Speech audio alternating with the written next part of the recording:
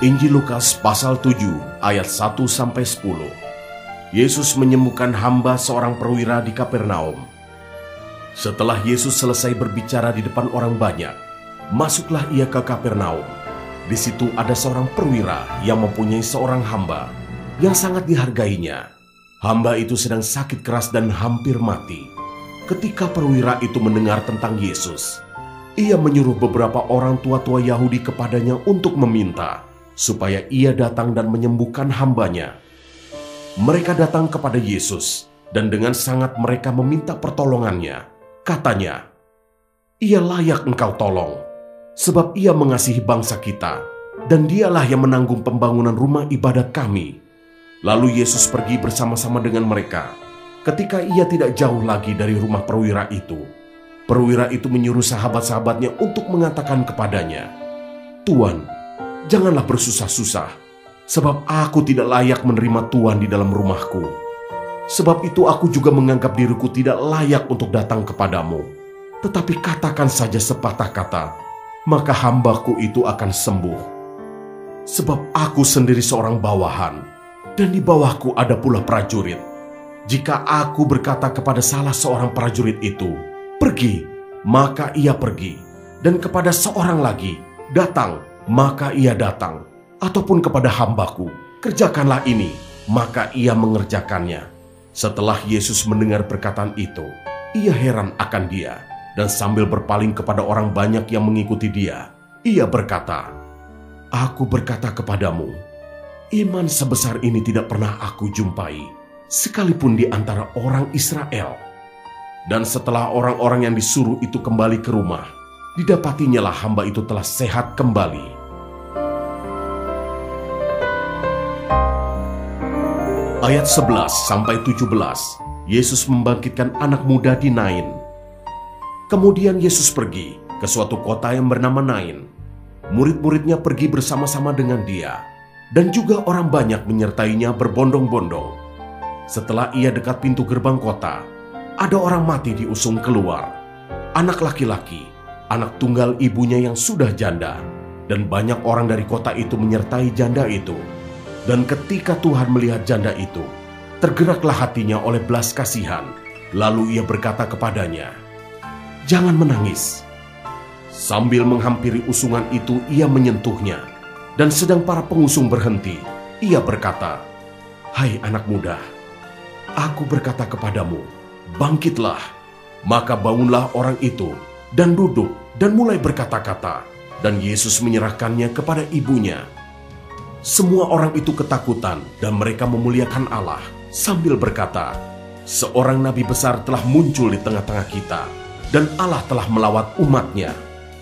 Maka tersiarlah kabar tentang Yesus di seluruh Yudea dan di seluruh daerah sekitarnya.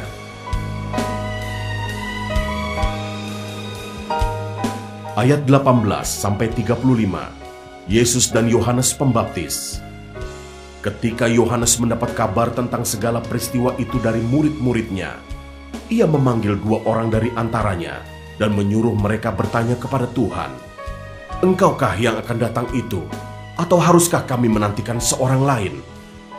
Ketika kedua orang itu sampai kepada Yesus, mereka berkata, "Yohanes Pembaptis menyuruh kami bertanya kepadamu, engkaukah yang akan datang itu, atau haruskah kami menantikan seorang lain?" Pada saat itu Yesus menyembuhkan banyak orang dari segala penyakit dan penderitaan dan dari roh-roh jahat. Dan ia mengaruniakan penglihatan kepada banyak orang buta. Dan Yesus menjawab mereka, "Pergilah dan katakanlah kepada Yohanes apa yang kamu lihat dan kamu dengar. Orang buta melihat, orang lumpuh berjalan, orang kusta menjadi tahir, orang tuli mendengar, orang mati dibangkitkan, dan kepada orang miskin diberitakan kabar baik. Dan berbahagialah orang yang tidak menjadi kecewa dan menolak Aku." Setelah suruhan Yohanes itu pergi, mulailah Yesus berbicara kepada orang banyak itu tentang Yohanes. "Untuk apakah kamu pergi ke padang gurun, melihat buluh yang digoyangkan angin kian kemari? Atau untuk apakah kamu pergi, melihat orang yang berpakaian halus? Orang yang berpakaian indah dan yang hidup mewah, tempatnya di istana raja. Jadi untuk apakah kamu pergi, melihat nabi.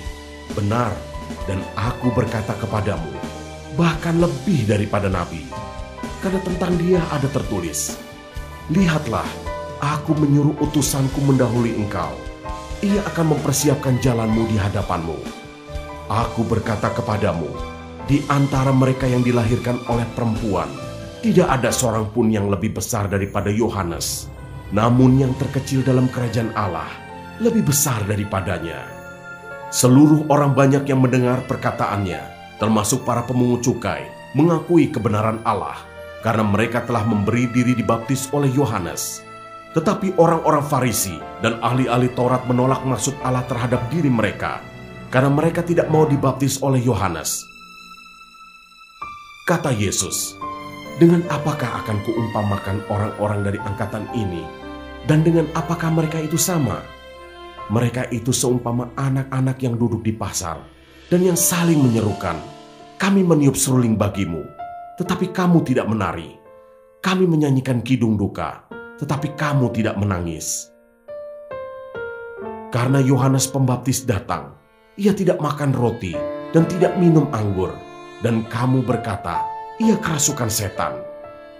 Kemudian Anak Manusia datang, ia makan dan minum, dan kamu berkata, lihatlah, ia seorang pelahap dan peminum, sahabat pemungut cukai dan orang berdosa. Tetapi hikmat dibenarkan oleh semua orang yang menerimanya.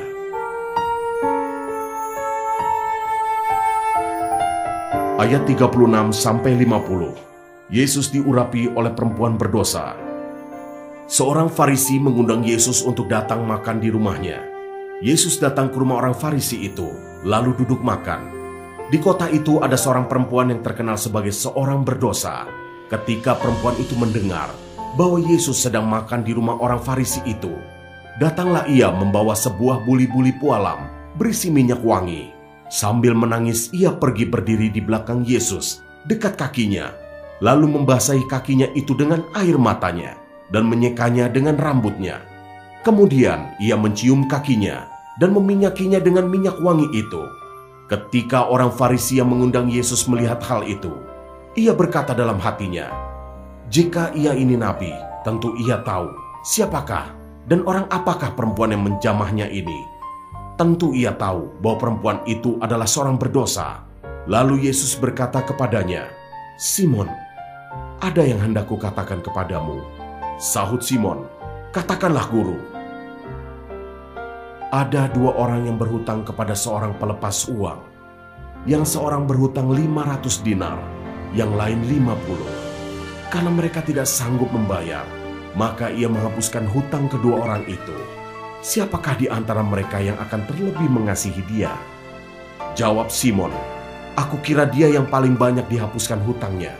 Kata Yesus kepadanya, betul pendapatmu itu. Dan sambil berpaling kepada perempuan itu, ia berkata kepada Simon, engkau lihat perempuan ini. Aku masuk ke rumahmu, namun engkau tidak memberikan aku air untuk membasuh kakiku. Tetapi dia membasahi kakiku dengan air mata dan menyekanya dengan rambutnya. Engkau tidak mencium aku, tetapi sejak aku masuk, ia tiada henti-hentinya mencium kakiku. Engkau tidak meminyaki kepalaku dengan minyak, tetapi dia meminyaki kakiku dengan minyak wangi. Sebab itu aku berkata kepadamu, dosanya yang banyak itu telah diampuni, sebab ia telah banyak berbuat kasih. Tetapi orang yang sedikit diampuni, sedikit juga ia berbuat kasih. Lalu ia berkata kepada perempuan itu, dosamu telah diampuni. Dan mereka yang duduk makan bersama dia berpikir dalam hati mereka, siapakah ia ini sehingga ia dapat mengampuni dosa? Tetapi Yesus berkata kepada perempuan itu, imanmu telah menyelamatkan engkau. Pergilah dengan selamat.